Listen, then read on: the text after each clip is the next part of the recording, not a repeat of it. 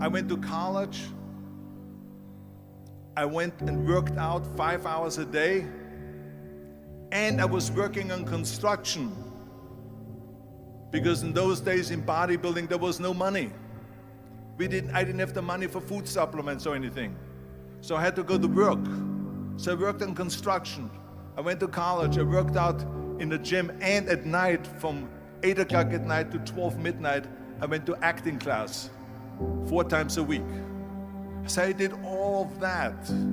There was not one single minute that I wasted. And this is why I'm standing here today.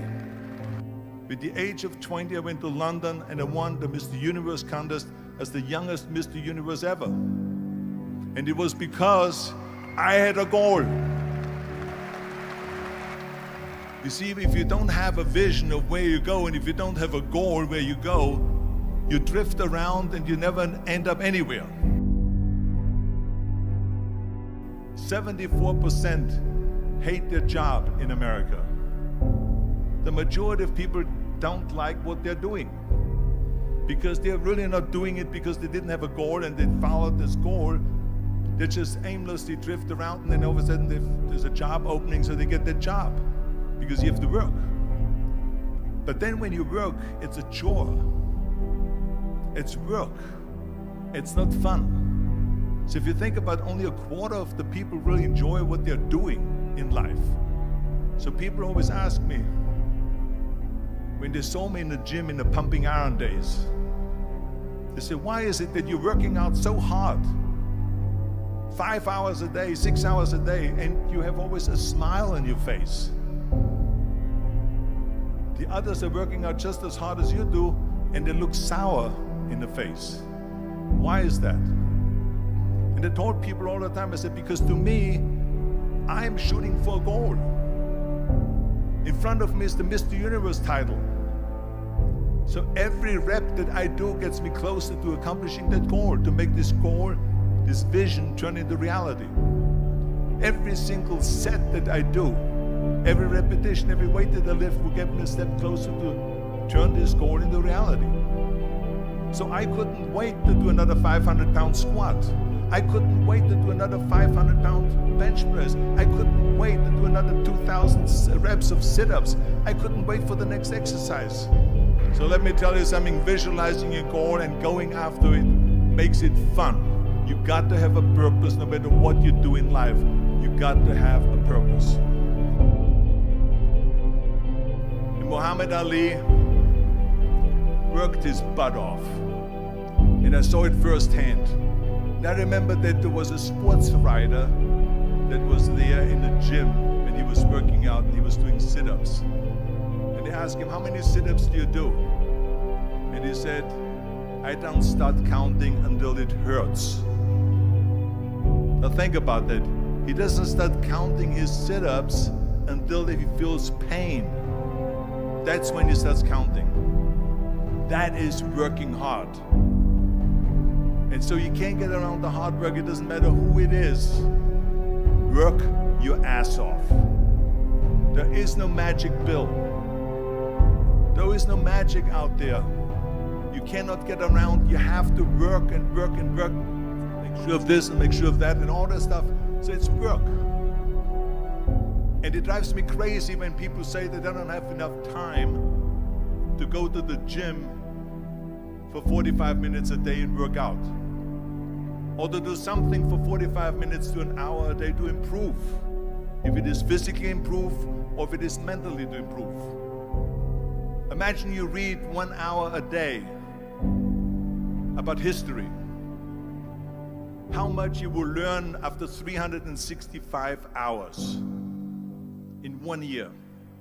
Think about if you study about the history of musicians, of composers, how much you would know.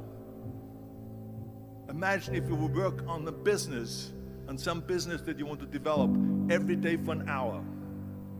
Imagine how further along you will go and get. So it drives me nuts because when people say we don't have the time, we have 24 hours a day. We sleep 6 hours a day, so that gives you still 18 hours. So there's someone shaking their head out here in front. They say probably, I don't sleep 6 hours, I sleep 8 hours, right? Or just sleep faster. So we have 18 hours a day. The average person works around 8 to 10 hours. So let's assume it's 10 hours, so we have 8 hours left. Then you travel around an hour a day, maybe 2 hours a day. So now you have still 6 hours left. So what do you do with these 6 hours?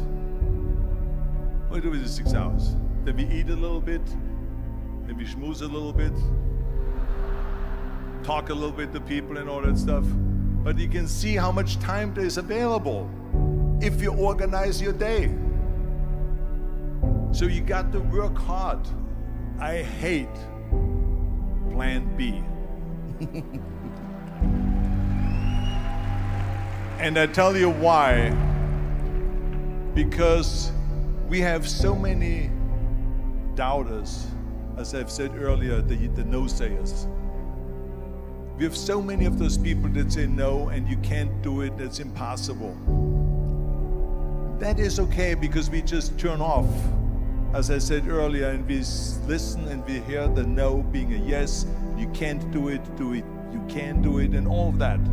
So that is possible to do that amongst all the negative people around you. But when you start doubting yourself, that's very dangerous. Because now what you're basically saying is that if my plan doesn't work, I have a fallback plan, I have a plan B. And that means that you start thinking about plan B, and every thought that you put into plan B, you're taking away now that thought and that energy from plan A.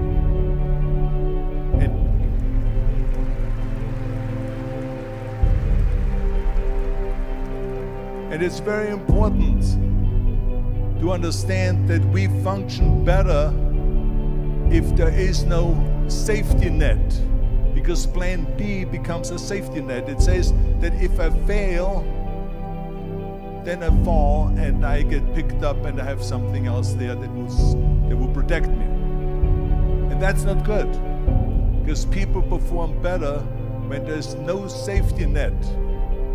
People perform better in sports and everything else if you don't have a plan B. I'm telling you, I've never ever had a plan B.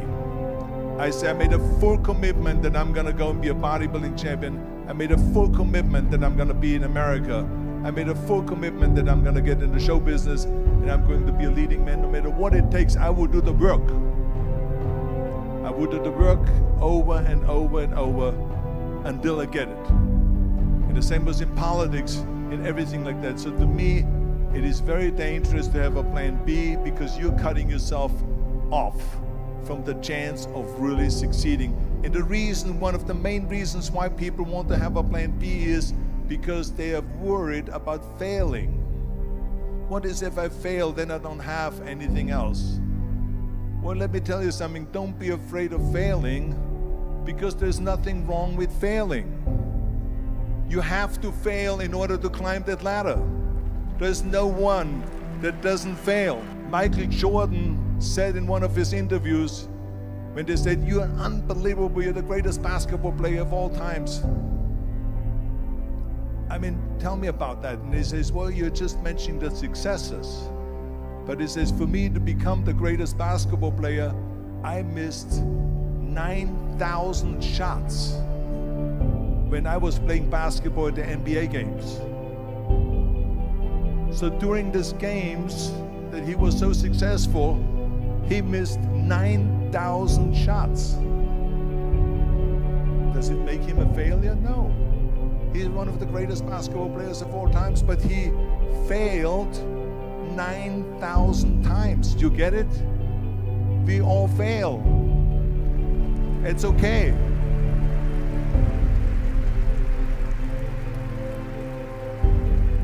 What is not okay is that when you fail, you stay down. Whoever stays down is a loser. And winners will fail and get up, fail and get up, fail and get up. You always get up. That is a winner. That is a winner. I failed in bodybuilding. I lost bodybuilding competitions. I lost powerlifting competitions. I lost weightlifting competitions. I had movies that went in the toilet and that were terrible and got the worst reviews. And in politics, I remember I had many of the initiatives on the ballot, and we lost. My approval rating in California went down to 28%, and then it went back up again, and I won again the governorship. Hey, we all lose. We all have losses. This is okay, and this is why I say don't be worried about losing, because when you're afraid of losing, then you get frozen. You get stiff, you're not relaxed. You got to be, in order to perform well in anything, if it's in boxing or if it is on your job or with your thinking, is only happening when you relax. So relax. It's okay to fail. Let's just go all out and give it everything that you got. That's what it is all about. So don't be afraid to fail.